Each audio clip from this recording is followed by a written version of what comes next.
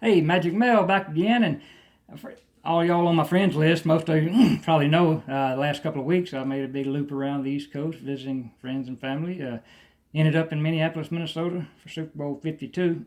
Go Eagles. And just got home a couple of days ago. But I wanted to tell y'all this little story that while I was staying with a Marine buddy of mine in Virginia, we went out to eat and we came across this incident that we thought was cute.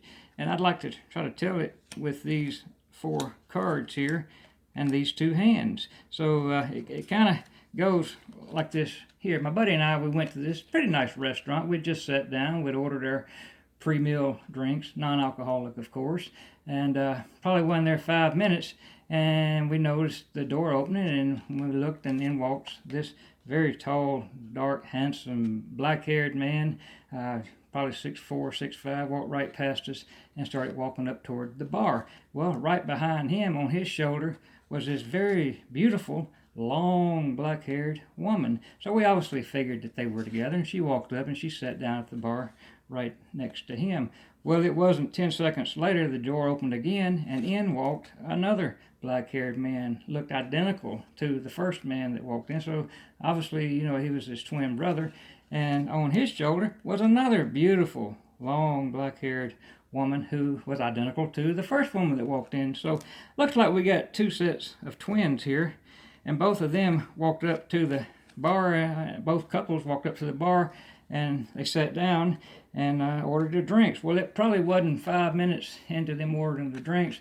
Well, that first woman, black-haired woman that walked in, she decided she needed to go to the powder room. So we watched her get up. She walked over to the powder room, and as soon as she opened the door, out of the powder room walked this beautiful red-headed woman, long, beautiful red hair, and she walked out. Well, it wasn't 30 seconds later that the black-haired twin sister, decided she needed to go to the powder room, and she walked up to open the door, and would you believe it, as soon as she opened the door, another long, red-haired, beautiful red-haired woman walked out.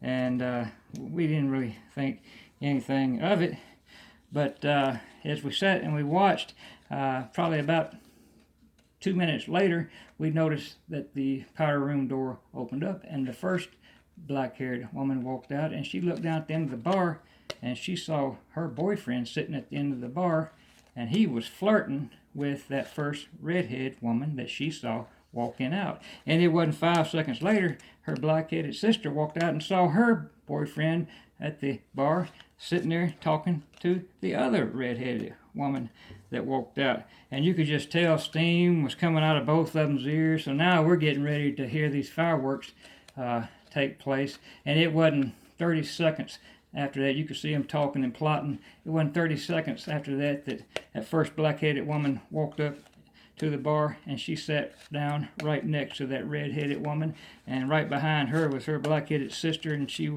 walked over right behind her steaming and sat right next to that other red-headed woman that was sitting next to her boyfriend. And you could just see them fighting, and you could hear them going back and forth, jaw-jacking. There wasn't even fists thrown, but they were in a heated discussion, a heated argument. And finally, the first black-headed man said, "You know what, I've had enough of this. I'm not going to jail tonight. You're not going to jail tonight." So he grabbed his black-headed girlfriend, and he says, "We're out of here." And it wasn't 10 seconds later, that other man, black-headed man, said, "You know what, I agree. Y'all can't do anything right."